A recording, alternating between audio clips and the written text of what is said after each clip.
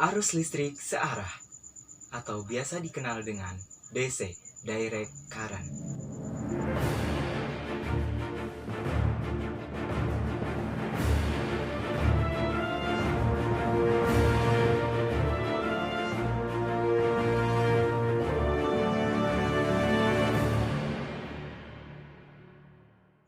Bismillahirrahmanirrahim. Assalamualaikum warahmatullahi wabarakatuh.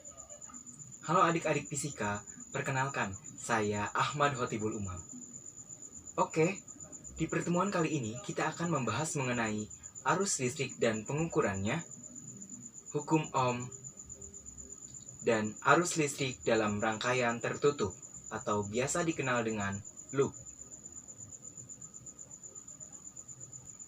Oke, di sini disajikan suatu cerita. Biru baru pulang studi tour dari Yogyakarta. Sesampai di rumah, rumahnya dalam keadaan gelap karena keluarganya sedang pergi ke rumah neneknya. Kemudian, Biru masuk ke dalam rumah. Di ruang tamu, ia menekan tombol saklar. Setelah ditekan, ruangan menjadi terang. Mengapa hal itu dapat terjadi? Kira-kira mengapa? Silahkan dijawab. Oke, kita amati video berikut ini. Pada video ini, ketika kunci diputar ke arah on, maka lampu akan menyala. Dan ketika kunci diputar ke arah off, maka lampu akan padam. Kira-kira mengapa hal itu dapat terjadi? Ada yang tahu jawabannya? Oke, jika adik-adik fisika ingin tahu jawabannya, yuk kita simak materi berikut ini. Arus listrik. Sebelumnya, adik-adik fisika apakah sudah pernah mendengar tentang arus listrik? Arus listrik itu apa sih? Oke, arus listrik adalah jumlah banyaknya muatan listrik yang mengalir pada suatu penghantar per satuan waktu. Atau bisa juga ditulis dengan persamaan matematis I sama dengan delta Q per delta T, di mana delta Q ini adalah jumlah banyaknya muatan yang mengalir pada suatu penghantar.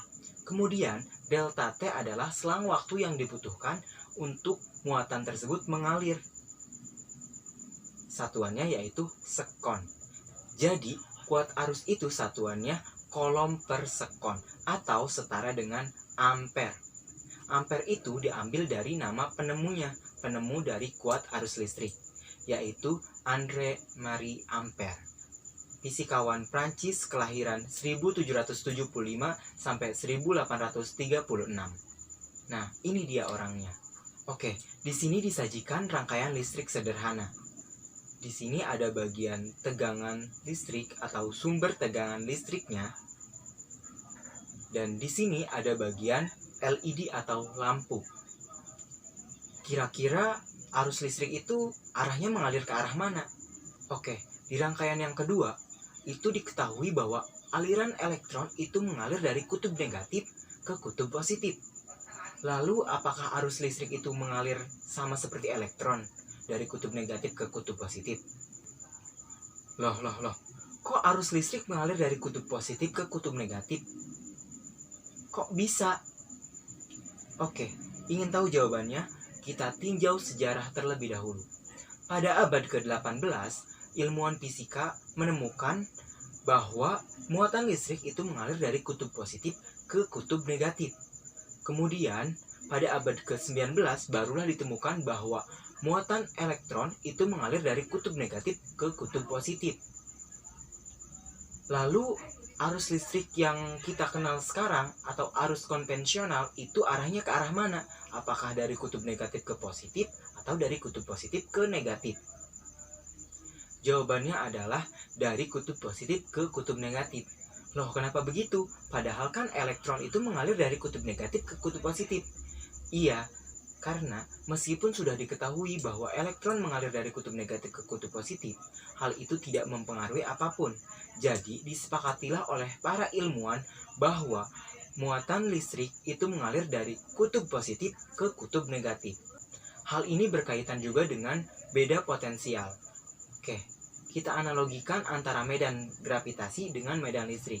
Nah, pada medan gravitasi, sebuah bola di ketinggian itu memiliki energi potensial yang tinggi. Ketika bola dijatuhkan, maka energi potensialnya akan menurun dan energi kinetiknya bertambah. Sama halnya seperti muatan listrik pada medan listrik. Usaha positif terhadap gaya listrik yang bergerak ke arah kanan akan menyebabkan energi potensialnya menurun dan energi kinetiknya bertambah. Sedangkan usaha yang dilakukan oleh muatan negatif terhadap gaya listrik menyebabkan energi potensialnya bertambah. Hingga pada suatu keadaan, keduanya benar-benar seimbang. Nah, bagaimana jika kedua kutub itu sudah seimbang? Oke, kita ambil contoh baterai. Ketika kedua ujung sudah seimbang, maka baterai tersebut tidak bisa digunakan lagi karena tidak ada muatan yang mengalir. Tidak ada lagi perbedaan beda potensial. Oke, kita amati video berikut ini. Arus listrik digambarkan dengan bola warna merah, mengalir dari kutub positif ke kutub negatif.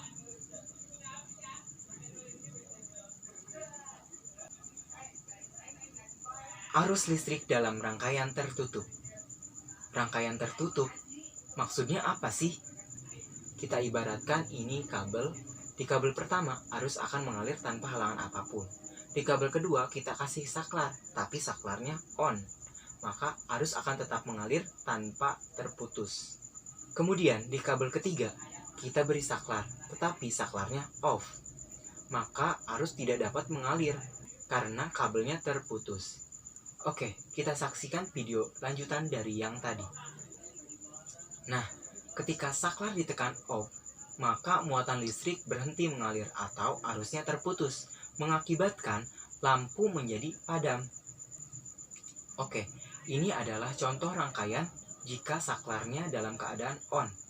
Maka arus listrik akan mengalir melalui saklar dan ke arah lampu, mengakibatkan lampu tersebut menjadi menyala.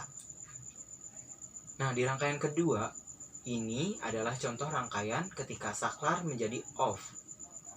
Arus tidak dapat mengalir, mengakibatkan lampu menjadi padam. Sebenarnya, arus listrik yang mengalir pada rangkaian tertutup itu arus apa sih? Jawabannya adalah seperti di judul materi ini, yaitu arus DC atau direct current. Jadi, arus DC adalah arus yang mengalirnya searah. Nah, perhatikan rangkaian berikut.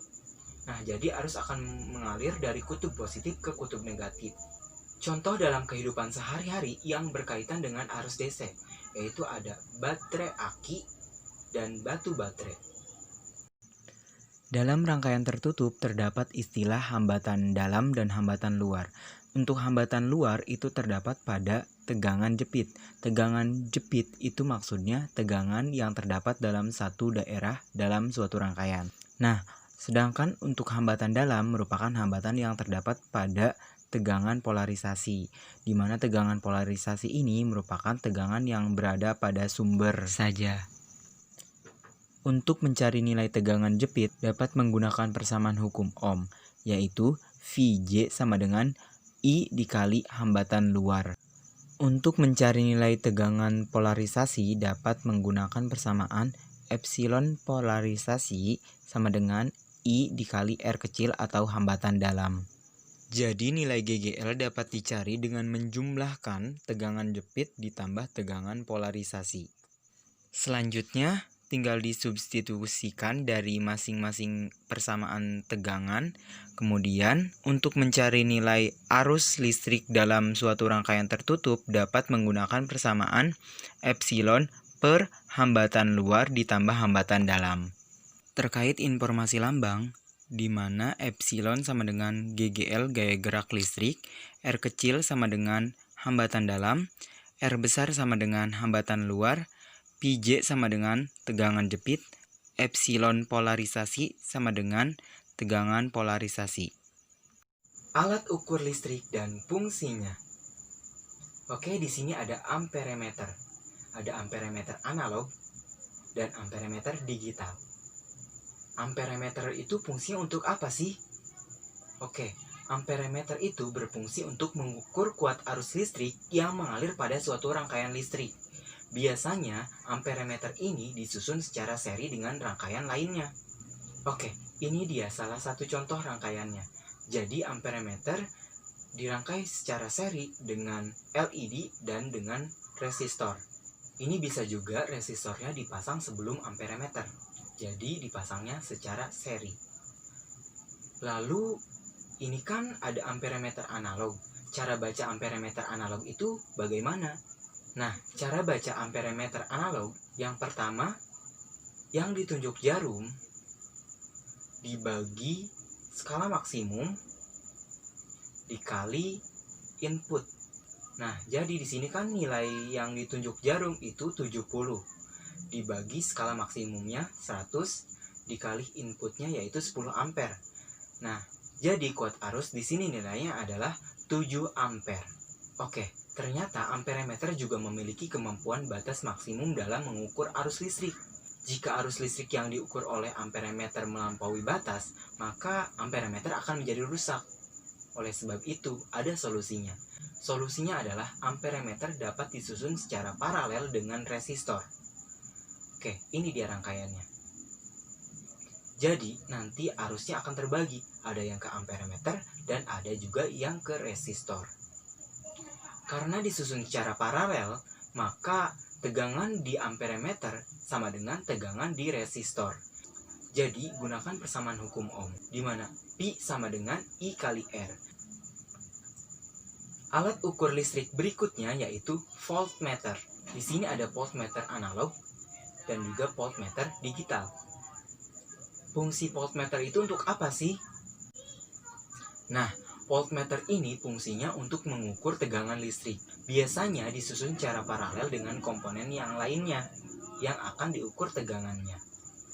Nah, voltmeter ini juga memiliki batas maksimum tegangan yang dapat diukur oleh voltmeter. Jadi, jika tegangannya melampaui batas ukur dari voltmeter, maka voltmeter akan menjadi rusak. Solusinya sama seperti tadi, kita buat si voltmeternya menjadi rangkaian seri. Atau bisa disebut juga dengan hambatan shunt. Nah, ini dia rangkaiannya. Karena disusun secara seri, maka kuat arus listrik di daerah resistor sama dengan kuat arus listrik di daerah voltmeter. Jadi, IR sama dengan IV, di mana IR adalah kuat arus listrik di daerah resistor dan IV adalah kuat arus listrik di daerah voltmeter. Kita gunakan rumus hukum Ohm, di mana I sama dengan V per R. Untuk cara baca voltmeter sendiri, itu sama seperti amperemeter. Di sini ada contoh soal. Pada rangkaian listrik di bawah ini, nilai hambatan R adalah, di sini ada rangkaian di mana tegangan sumbernya itu 9 volt, hambatannya itu 1,2 ohm, dan di sini ada simbol hambatan, simbol voltmeter, dan simbol amperemeter. Di gambar sampingnya itu ada tampilan layar voltmeter dan tampilan layar amperemeter. Diketahui terlebih dahulu. Nah, untuk yang dibaca amperemeter, I sama dengan 2,5 yang ditunjuk jarum di bagian amperemeter dibagi 5 dikali 5. Hasilnya 2,5 ampere. Dan untuk yang voltmeter itu 3,5 yang ditunjuk jarum dibagi 5 dikali 10, hasilnya 7 ampere. Nah, kan yang ditanya itu nilai hambatan atau R. Nah, gunakan rumus hukum Ohm, di mana R sama dengan V per I. R sama dengan 7 per 2,5, di mana 7 ini adalah tegangan dan 2,5 ini adalah arus. Jadi, 7 dibagi 2,5 adalah 2,8. Jadi, jawabannya adalah B. Materi selanjutnya yaitu materi hukum Ohm. Bunyi dari hukum Ohm adalah kuat arus dalam suatu rangkaian berbanding lurus dengan tegangan pada ujung-ujung rangkaian dan berbanding terbalik dengan hambatan rangkaian. Atau bisa juga ditulis dalam persamaan matematis yaitu Pi sama dengan I kali R atau R sama dengan Pi per I, di mana Pi ini adalah satuannya volt dan I ini adalah satuannya ampere. Jadi R itu satuannya volt per ampere atau setara dengan 1 ohm. Loh, kok ohm? Iya, ohm. Ohm itu diambil dari nama penemunya, yaitu fisikawan asal Jerman yang bernama Georg Simon Ohm. Kelahiran 1787 sampai 1854. Dan ini dia foto Georg Simon Ohm. Hambatan listrik itu pada suatu rangkaian listrik fungsinya untuk apa sih? Nah, hambatan listrik berfungsi untuk menghambat aliran arus listrik yang mengalir pada suatu penghantar. Oke, kita ibaratkan air yang mengalir pada pipa atau selang. Di gambar yang pertama, yang atas, itu tanpa hambatan. Nah, kita amati arusnya mengalir dengan deras. Oke, di gambar yang kedua, itu terdapat suatu hambatan, mengakibatkan arusnya terhambat, jadi air yang mengalir itu sedikit. Sama halnya seperti arus listrik. Nah, jika arus listrik mengalir melalui resistor, maka alirannya itu belum tentu arahnya lurus. Bisa jadi di balik resistor ini tampilannya seperti ini dan arusnya diputar-putar terlebih dahulu. Contoh hambatan listrik dalam kehidupan sehari-hari itu ada banyak sekali, mulai dari kulkas, setrika, laptop, komputer, magic jar, resistor, rheostat, radio, dan banyak lagi. Sekarang saatnya kita lakukan simulasi hukum Ohm. Silahkan teman-teman siapkan smartphone-nya dan klik link berikut ini. Atau bisa juga teman-teman lakukan pencarian di Google ya. Tulis aja simulasi PET hukum Ohm. Kemudian nanti pilih pilihan teratas pada kolom pencarian. Berikutnya klik unduh, kemudian klik tombol play atau mainkan. Nah, ini adalah tampilan simulasi hukum Ohm pada smartphone adik-adik fisika. Oke, silahkan adik-adik fisika lakukan simulasi dengan mengubah-ubah tegangan listriknya, atau bisa juga dengan mengubah-ubah hambatan listriknya. Dan kemudian amati arus listrik yang terjadi. Oke, kita ambil contoh. Di tabel 1, data dan pengamatan kuat arus listrik dengan tegangan sama dengan 3 volt. Jadi tegangannya 3 volt, atur ke arah tegangan 3 volt. Kemudian hambatannya itu 10 ohm. Jadi atur hambatannya ke arah 10 ohm. Kemudian amati arus listrik pada tampilan simulasi HP teman-teman. Oke, berikutnya kita olah data. Hasil dari data eksperimen itu kan nilainya 300 mA atau setara dengan 0,3 ampere. Nah, kemudian kita buktikan hasil data eksperimen menggunakan persamaan hukum Ohm yang tadi, yaitu I sama dengan Pi per R, di mana V-nya itu adalah 3 volt dan R-nya itu 10 ohm. Jadi, I-nya sama dengan 0,3 ampere. Kemudian bandingkan hasil data eksperimen dengan hasil data perhitungan dan tentukan nilai error eksperimennya. Rumus dari error eksperimen adalah I eksperimen dikurang I perhitungan per I perhitungan mutlak ya, tanda mutlak, dikali 100%.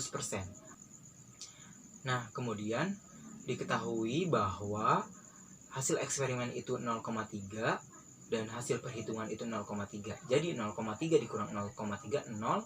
0 dibagi 0,3 hasilnya 0 kali 100% sama dengan 0%. Jadi error eksperimen dari percobaan yang kita lakukan menggunakan simulasi hukum Ohm itu hasilnya 0%. Oke, berikutnya silahkan teman-teman olah data untuk hambatan 250 ohm, hambatan 675 ohm, dan hambatan 1000 ohm dengan tegangan 3 volt. Atau bisa juga teman-teman menggunakan tegangan 6 volt atau 9 volt dengan memvariasikan hambatannya. Dan teman-teman bisa amati nilai arus yang terjadi. Oke, untuk pertemuan kali ini kita pending terlebih dahulu dan kita akan lanjut di aplikasi virtual setelah ini. Jadi silahkan adik-adik beralih ke aplikasi virtual, kita akan melakukan sesi post-test dan sesi tanya-jawab. Jadi dipersilahkan. Untuk pertemuan ini tidak saya tutup.